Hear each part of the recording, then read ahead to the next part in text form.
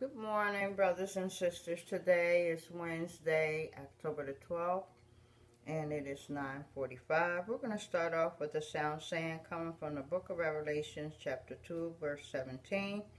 And it says, "To him that overcometh will I give to eat of the hidden manna. To him that overcometh will I give to eat of the hidden manna."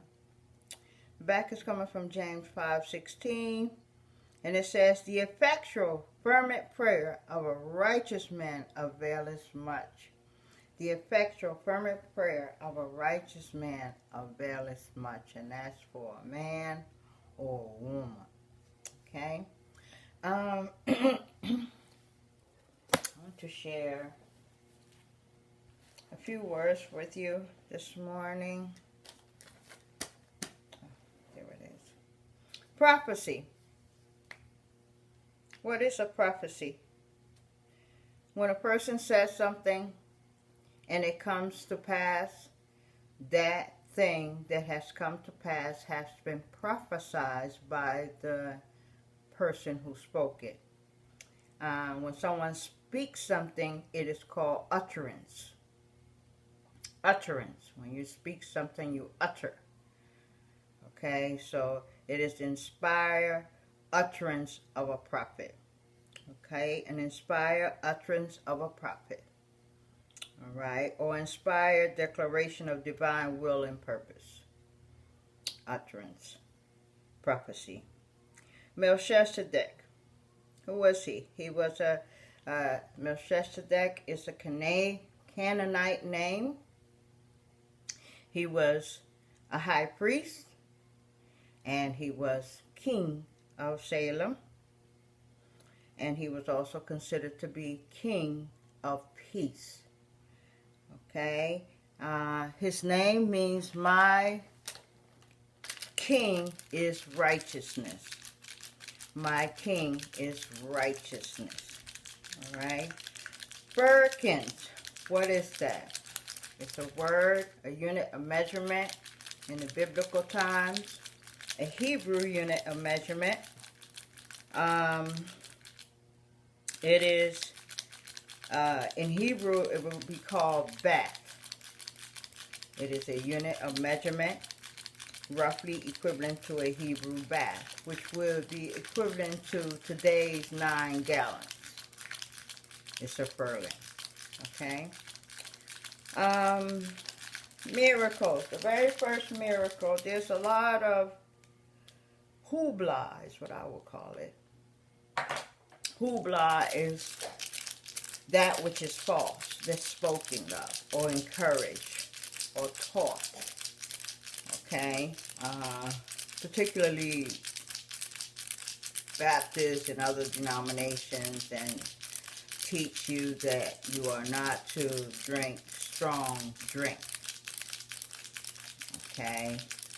I don't know where that came from, when it started, who spoke it first, but it continues to be a deceptive practice today to teach that which is not true.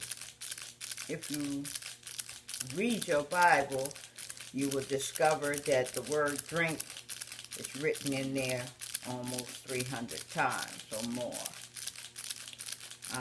And in the biblical time, when they spoke of drink, it generally refers to a strong drink from the vine. Okay? Even Jesus himself partook in drinking from the vine. The only time he did not drink from the vine was at the Last Supper. But Jesus is seen drinking with centurions, drinking with the wine bibbers, drinking with his disciples. And when he was invited to a wedding, his mother invited him to a wedding, and Jesus was the one who supplied the wine after they had ran out of wine. And the wine that he supplied was much better than the wine that was initially given to the host. And this wine was not fermented like the way we ferment our wine. This wine was poured and drank. Literally. It was poured and drank. And that's the way we're going to read it today. And it's exactly the way it occurred. Okay, so there is nothing wrong. Let me repeat this. There is nothing wrong with you having a glass of wine or a beer or some kind of drink. There is absolutely nothing wrong with that. It is your portion. What makes it wrong is when you do it at the wrong time, or when you do it excessively and become a drunken every time you drink. That is where the sin comes in at. But God has no problem with you taking from the vine at all. That foolishness has been taught down from generations by those who teach that which is not true. God has no problem with you taking from the vine, whether you have a beer or whatever your pleasure is. He has no problem with that. Okay? For he created the vine, and he knows all the things that you can do with the vine. Even his son partook from the vine. Okay, so please stop letting people feed you garbage. Because that's exactly what it is. If it's not truthful, it is garbage. Right? And we're going to read a small reading on Jesus himself making wine for a wedding ceremony. If it was sinful, our Lord would not have done such a thing. Okay? So we're in John 2.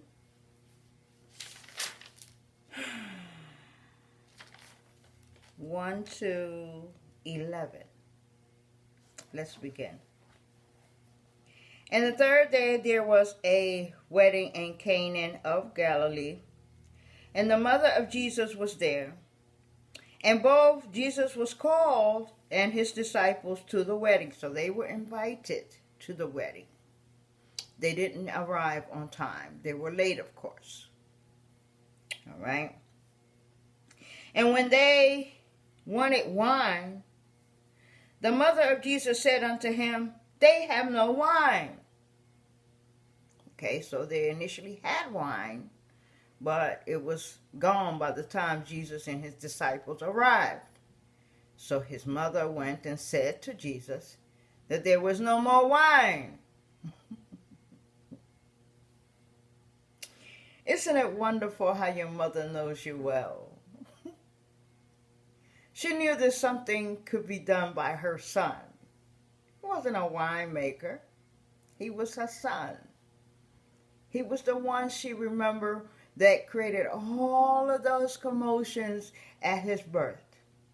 She had not forgotten who he is. That's why she said something to him. Let's see what happens. Jesus said unto her, woman, and this is an upper bowl wording. Jesus said unto her, woman, what have I to do with thee? My hour is not yet come. This is how he responded to his mother. Ignoring him, she looked upon a servant and gave the servant instructions.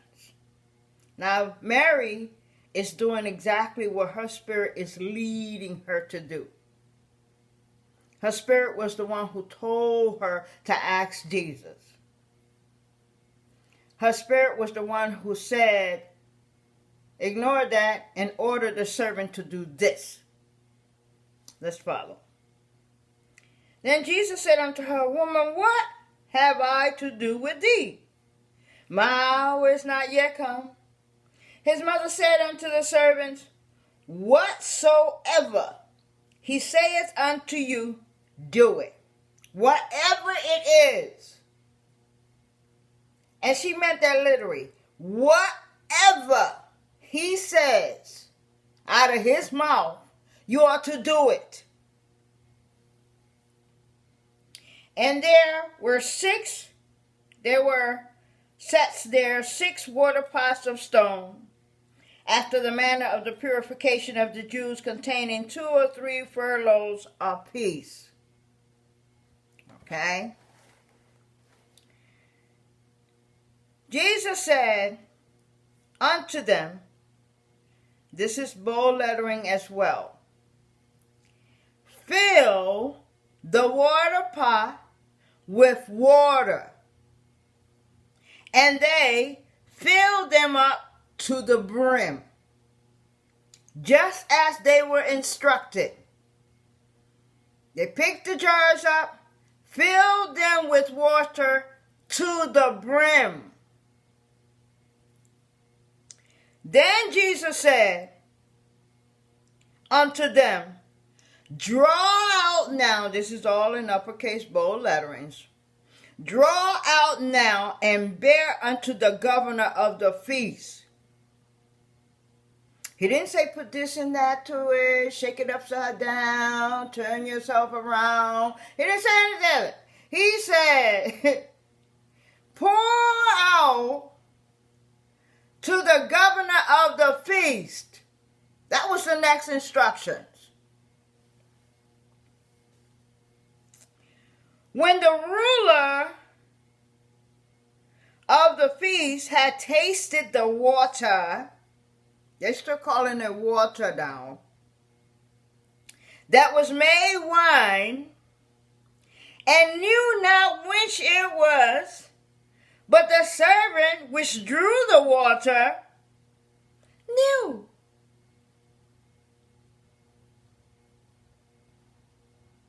The servant knew that he had placed water in that jar.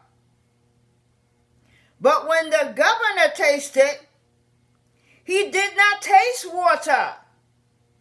He tasted wine.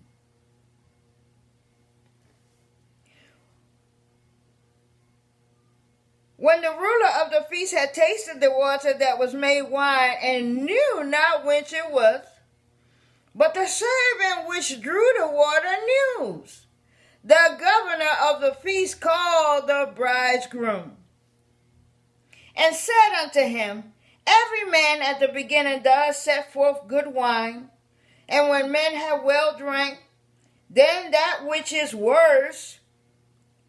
But thou hast kept the good wine until now. This beginning of miracles did Jesus in Cana of Galilee, and manifested forth his glory, and his disciples believed on him.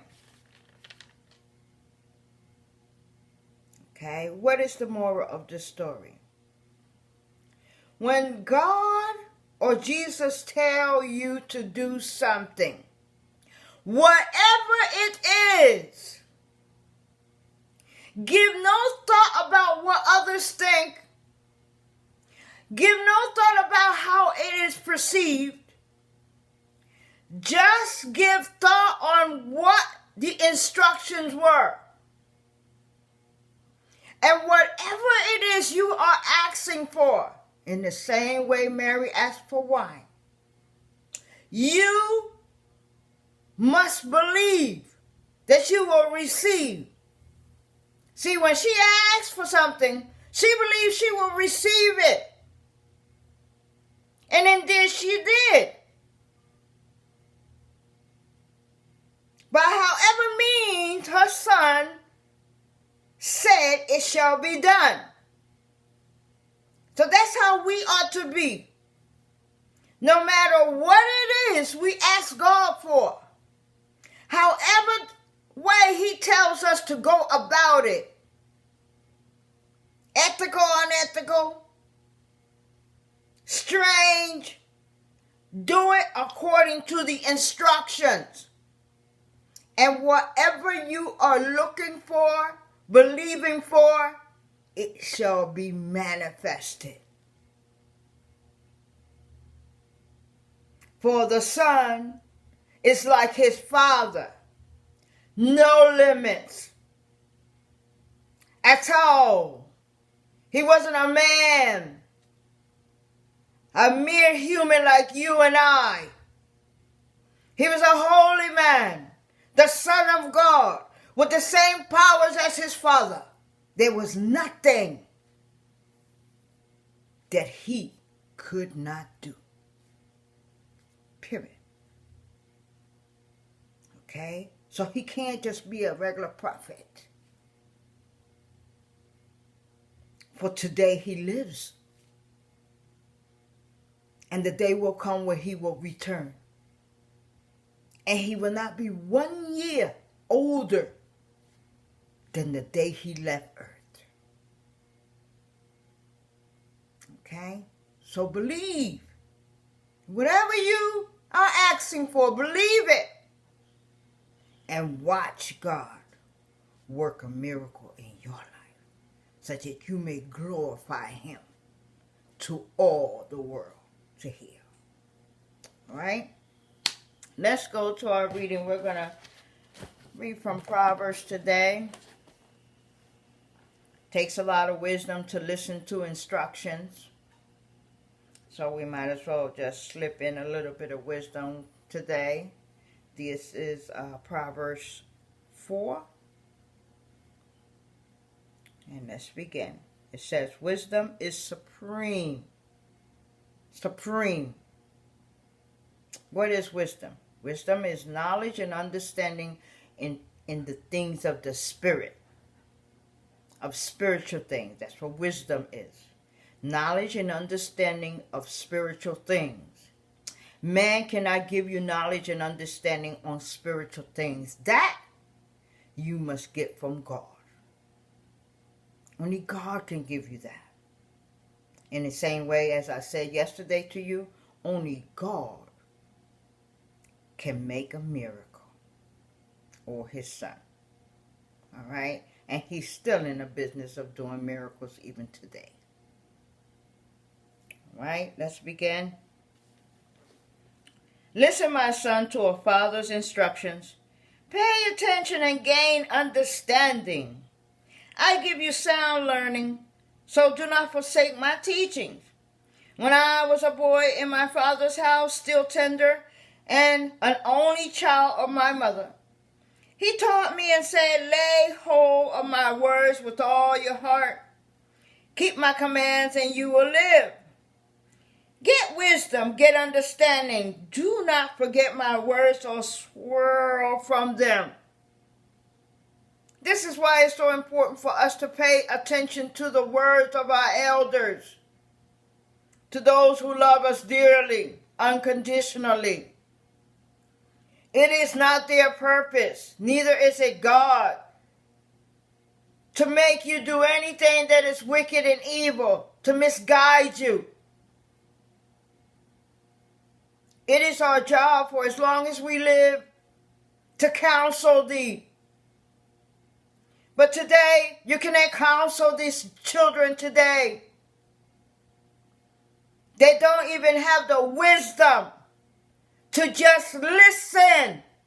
It takes wisdom to listen to what is being said to you.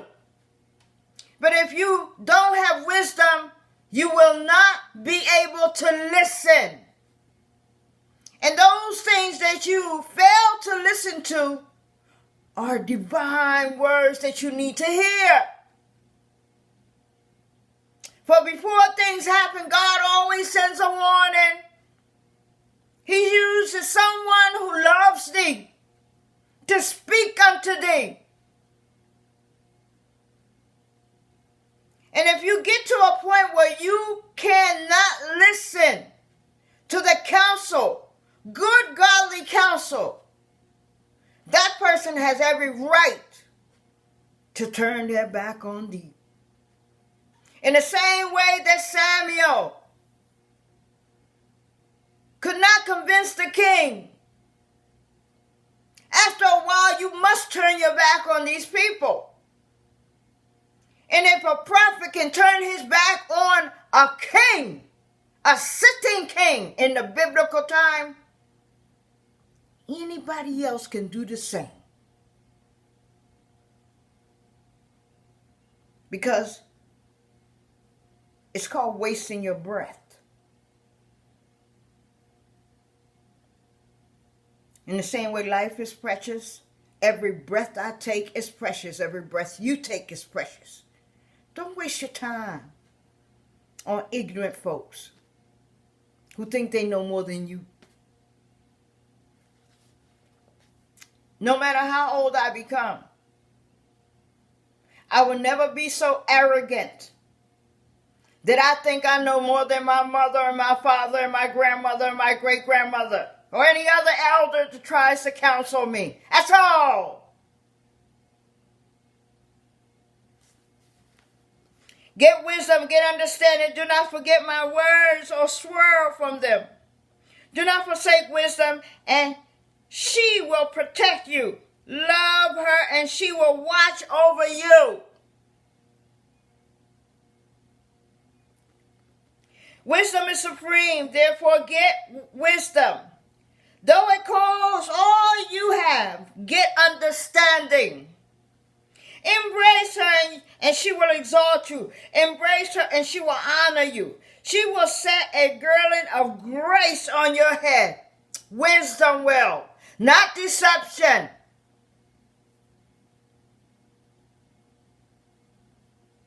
Wisdom, not untruth. Wisdom, not lies.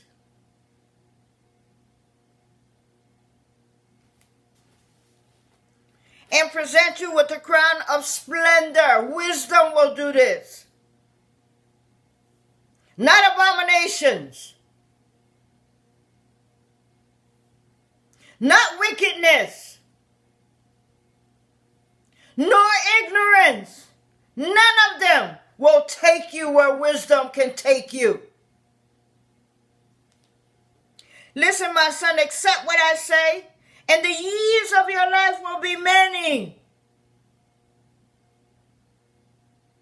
What does the Bible say?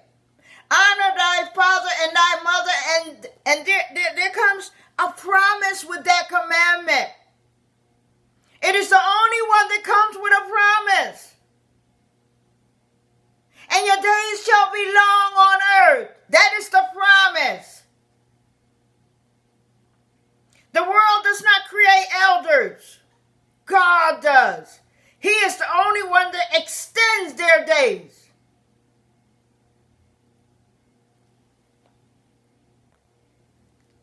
Sorry about that. Hope we're still on. Yeah. Oops. Gotta hurry up.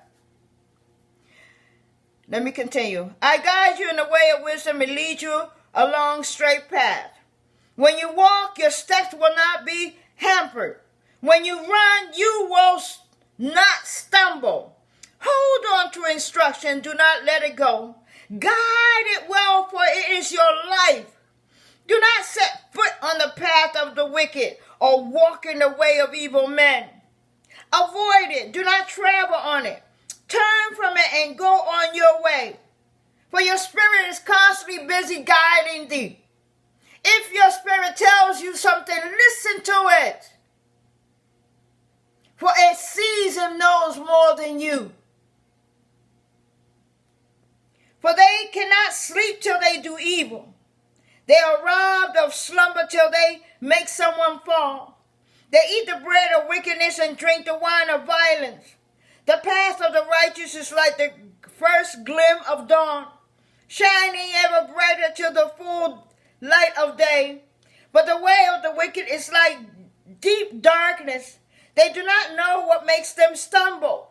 My son or daughter, pay attention so what I say. Listen closely to my words. Do not let them out of your sight. Keep them within your heart, for they are life to those who find them and health to a man's whole body.